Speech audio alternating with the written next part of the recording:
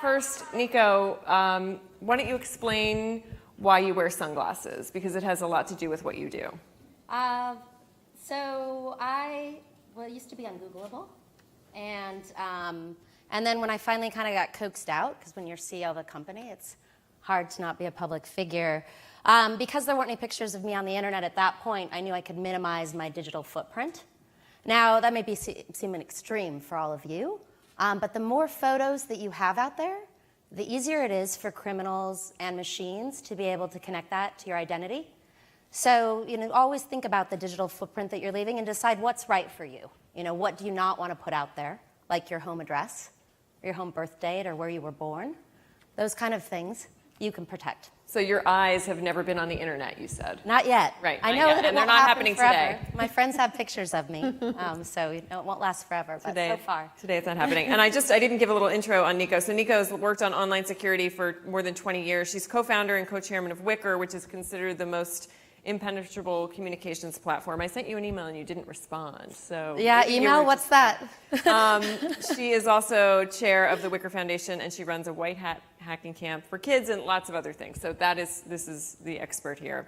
And Sam is head of public policy at Stripe, but she held several positions in the Obama administration and before that in the Bush administration in Homeland Security before going to the private sector. So Sam, tell us a little bit about you. You wanted to be a spy. I did, and somehow ended up as an economist. So I'm not exactly sure how that happened, but yes, and thank you for having me. I was a freshman in college when 9/11 happened. I had no idea what I was seeing on screen, and so I decided to study Arabic and decided to be a spy because in my mind at the time, that's what national security was, kind of James Bondy, Homeland-esque, running around the desert.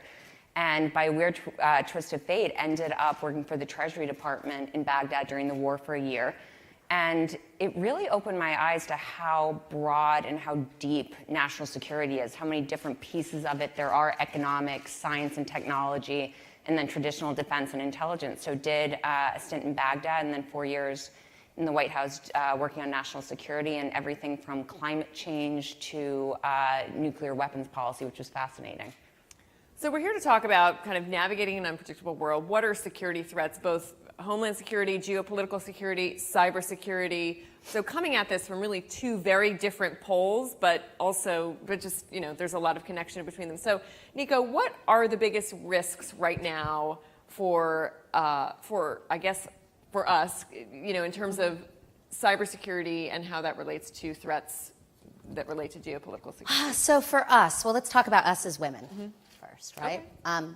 I teach kids how to turn on your interfacing camera on your smartphone, your laptop, and your TV. There were 200,000 cases of extortion in Australia last year alone based off of interfacing camera pictures. As women, this is a severe vulnerability for you, and you're not paranoid to cover your camera. I have electrical tape. It works really well. It won't gum up your camera for selfies, and it's something you can all do right now and should be doing every day.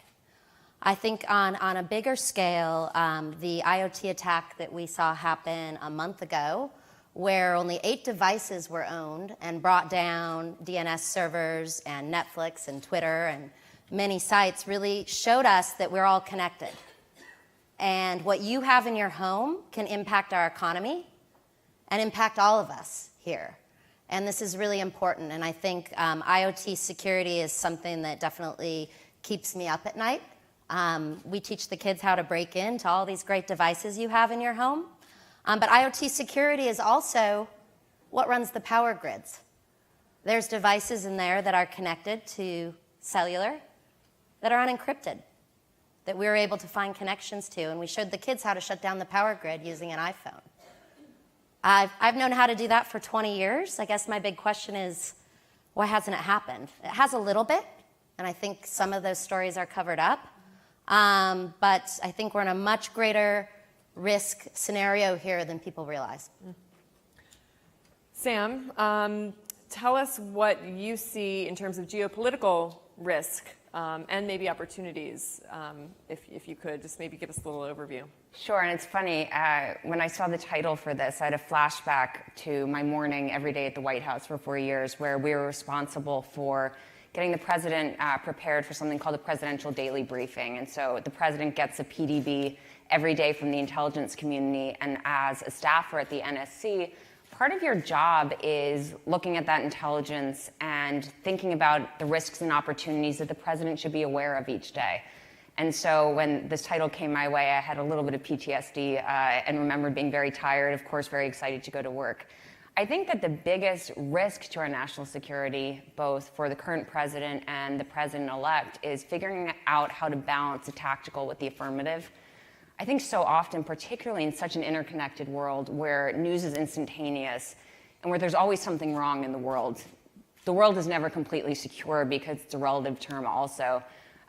Figuring out and making time each day for, again, President Obama and President-elect Trump to think about, yes, there are terrorist attacks, unfortunately, that are happening. There are natural disasters that you have to respond to like that. But what are the really strategic things that we should be focusing on? For Obama, that was climate change and the rebalance to Asia. He spent a lot of time on women's issues. So I think that if I was advising the president-elect and telling him how to think about these issues, I would encourage him to set aside 10 minutes every day to do that exercise so that the events of the day don't overtake the strategic. Given that, what are the events that you think are top of mind, the biggest risks facing our country right now? I'll do one tactical and one strategic. The first tactical is the biggest existential risk, I think, to our national security right now, something that could actually destroy the nation, is nuclear war. And or a series of coordinated terrorist attacks that do something like bring down the entire electrical grid in this country. I think the biggest strategic risk, actually, is the perception of declining U.S. power. And so both as a result of this election, even predating that, I think that the global community is seeing the role of the U.S. diminishing. And there's a great piece that Ed Luce just did in the FT on this, in fact. And the idea that the U.S. is no longer the leading superpower and that traditional measures of power, the U.S. just doesn't measure up. And so I think that that's something that we really need to focus on, both in a private capacity now and for policymakers. Nico, does this set us up? Does this make us more at risk for security breaches online from foreign entities who are hard at work trying to do that, as we know? I think, the risk is exponentially increasing all the time. But yet, most of us don't have these ingested in our bodies at this point. So we're still very early in the process here. To me, the What do you mean biggest ingested in our bodies? we'll have computers that we're swallowing. I was with a scientist 3 days ago that was working on this and has the technology and What these would be the things, purpose of that? to monitor your body. I mean, just like we're doing right now And with we a do it device on on the purpose. outside, right? But it's going to get a lot more serious than it is today, right? There's going to be 20 billion IoT devices on the internet in the next 5 years. So, this is just beginning. But I guess as a country, the biggest risk that I see right now is challenging of the First Amendment. It's something with, I help organize DEF CON and Roots, which are the largest hacker organizations in the world. And, free speech is part of everything that we do, and this is what whistleblowers do, to get this information out so people know that it's happening. And I think that, free speech is the reason why this country is so strong, and I'm really worried about it moving forward. Wow. Does anyone have any questions for our, or maybe you're scared to ask? I don't know. I know this is a little bleak out there. Yes, right here. Here's the microphone. If you could say who you are as well. Sure. Amy Gowder, Lockheed Martin. So I have a lot of paranoia around what you're talking about, Nico. So given the talent, you work with young talent and the connected age and millennials, what's your advice on, as I'm hiring those in a world where we have to watch for hackers from China every day, right? What is your advice on indoctrinating them into the culture and being safe? Hacking is a skill set. And I believe it's the most important skill set for the future of the world. It gives you superpowers. You can travel time and space. Now, just like a mechanic, there's good mechanics and bad mechanics.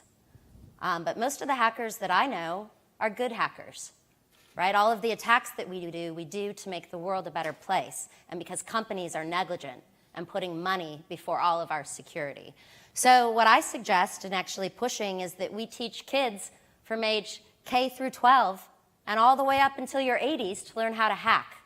I tell CEOs that they should be learning how to hack. This is your job. This is everyone in this room's job. And the more hackers you have as friends, you will win. This is the new power.